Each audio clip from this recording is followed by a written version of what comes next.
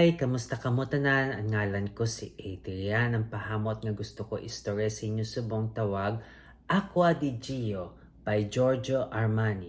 Ini siya nga pahamot ka nami-nami ni siya kay kadamo-damo iyan nota sa citrus kag sa mga bulak. No, kasopistikado kag elegante ni siya nga hamot. Tas namin isya kung init sa gwa kag kapinagit kung gaulan. Kay nga kadamo siya citrus nga mga nota, so nami siya kung init. Tapos aquatic ni siya nga hamot. So nami siya kung sa tupad kasing dagat, gaulan sa gwa, ay manami kasimutan.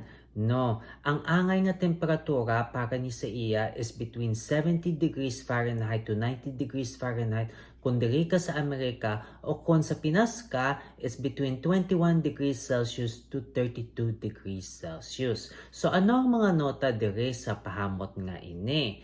For the top, we have lime, lemon, bergamot, jasmine, orange, mandarin orange, kag neroli. No, damo-damo siya citrus. For the middle, we have C notes, jasmine, cologne, peach, freesia, hyacinth, rosemary, cyclamen, violet, coriander, nutmeg, rose, kag mignonette. Bao kadamo man bulak.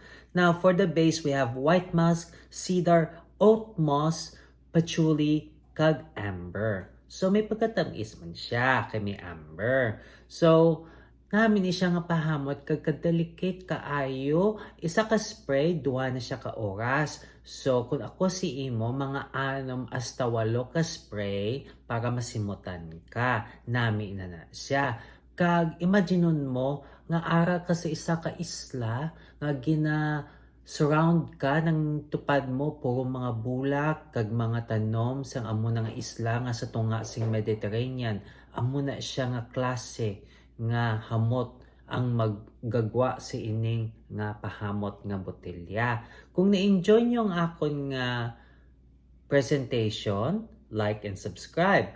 Kag kung may gusto ka mga pahamot nga gusto nyo akon i-cover sa akon nga channel, pabalaan nyo lang ko sa akon comment section. Amo lang na. Halong!